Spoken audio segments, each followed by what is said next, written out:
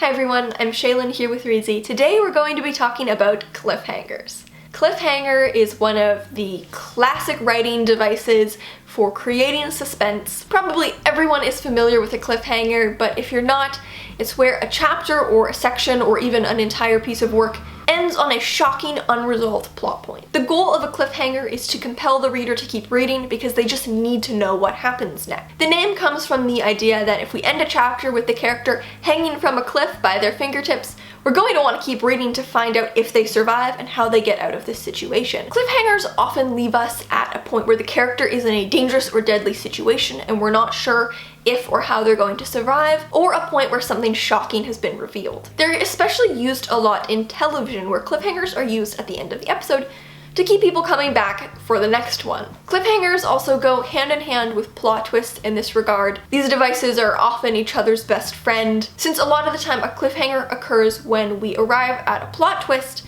and the story ends right as the plot twist happens before we're given the full answers. So when should you use a cliffhanger? Cliffhangers can happen in pretty much any genre, but are found most commonly in thriller and horror, where they're kind of conventions and we can expect to find them relatively often at the end of most chapters. Now, usually in a novel, a cliffhanger is going to happen at the end of a chapter. Certainly you could have one at the end of a scene, but they're most effective at the end of a chapter, since that really is the goal, to compel the reader into reading just one more chapter and then just one more chapter and then just one more chapter until they've read the entire book. If you're not sure how to find possible cliffhangers, what you can do is offset your chapter breaks. So instead of ending chapters at the moment of resolution, you would offset them so the chapters end right before the moment of resolution at the most intense point, or right after a new plot point has been introduced. And probably the most common question with cliffhangers is, should you use one at the end of the book? If you're writing the middle book of a series, so book 2 of a trilogy, book 4 or 5 of a 7-book series,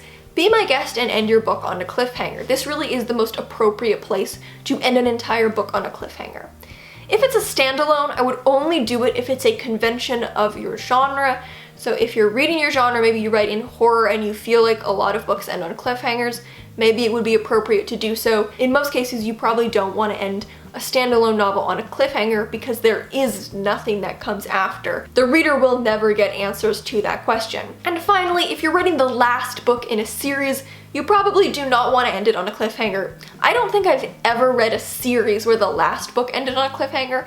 If anyone can think of one, please let me know in the comments. It's just usually not an appropriate place to have a cliffhanger. If you string the reader along for 5 books and then you don't even give them an ending at the end and you just end on a cliffhanger, you'll leave a lot of people pretty frustrated. Now, cliffhangers are a great technique to build suspense and keep readers on edge. But as a word of warning, don't overuse them. When I was writing my first novel at the age of 13, I was under the false impression that every chapter had to end on a cliffhanger. I thought that this was like a convention of storytelling, that chapters, they just ended on cliffhangers. That's how chapters worked. So I really went out of my way to end every single chapter on a cliffhanger, and it was not very successful. Doing so meant that the cliffhangers just lost impact. As people read more and more and they realized that every chapter ends on a cliffhanger, they would start to realize that the cliffhangers don't really have any bearing on the story. They just end on a cliffhanger just for the sake of suspense, not because there's actually an interesting development that's about to follow. So they don't really have any impact, they don't really cause suspense. The reader gets to a cliffhanger and is like, okay, yeah, another cliffhanger for a problem that doesn't actually mean anything. Doing this can create what is sometimes known as the Lost effect. If you watch the TV show Lost, probably very familiar with the fact that most of its episodes would end on a cliffhanger. And while some of those cliffhangers did work and had actual bearing on the plot, many of them functioned simply just to create suspense. And so what happened is that the writers of the show ended up creating more mysteries than they could handle. They tried to end every single episode on a cliffhanger by introducing a new mystery, but they didn't know where these mysteries went, and so they ended up having just an overabundance of mysteries, and the show's information ended up just kind of buckling in on itself. If you have to add a mystery in order to make a cliffhanger artificially, but the mystery doesn't contribute to the plot, then you're prioritizing just having a cliffhanger over the overall strength of the plot, which you don't want to do.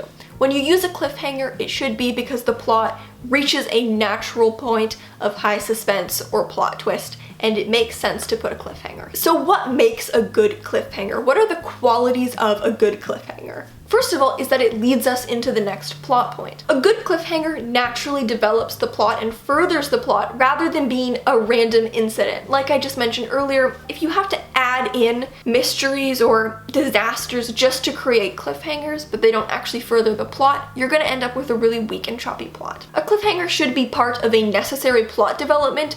You're just ending the chapter before we see the full extent of that plot development. Second of all is that it should be tied to the story's stakes. Cliffhangers really are born from your story's stakes, and the higher the stakes, the easier you'll find it is to create cliffhangers. A lot of cliffhangers happen when the story's stakes are tested or put into question. If it seems like there's a chance that the character is going to lose everything that is at stake, then you'll have a great cliffhanger. A good cliffhanger introduces information that will have a lasting impact on the story and character, especially if you're using the type of cliffhanger that is based on like a plot twist or information reveal. A good cliffhanger also has good payoff. The effect of a cliffhanger isn't just in that final line of the chapter, but also in how it pays off at the beginning of the next chapter. You know when you're reading a book and you get to a great cliffhanger and you're like, okay, I have to keep reading. You start reading the next chapter, and then the cliffhanger is kind of a false alarm and it's just immediately resolved within the first paragraph. Isn't that a little annoying? You may certainly find places where having a false alarm cliffhanger is appropriate, but if you make it a pattern, the reader will start to distrust the cliffhangers and they'll learn that the cliffhangers aren't really cliffhangers. When they get to one, they won't really feel the suspense because they'll know this is just going to be resolved within the next paragraph. It's not actually a high stakes situation. And finally, good cliffhangers are effective when the reader cares about the character. The more the reader cares about the character, the more they will be invested in the stakes, the more they will care when those stakes are challenged. If a character is hanging from a cliff, but we really don't care about the character, they're not well developed and we're not interested in them, we're not going to care to keep reading to find out whether they find a way off the cliff or whether they fall. But if we do care about the character, if we're invested in them and their journey and their goal, then we are going to want to keep reading to see if they manage to find a way out. So that is how to write a good cliffhanger. It's a classic technique. I think it's one we're all familiar with, especially if you watch a lot of TV. It's super popular in the television world, and they can also be definitely very effective in novels as well. Thank you so much for watching. Remember to subscribe and turn on notifications so you don't miss any new videos from us. We've got new writing, editing, and publishing tips every Tuesday and Friday. Until next time.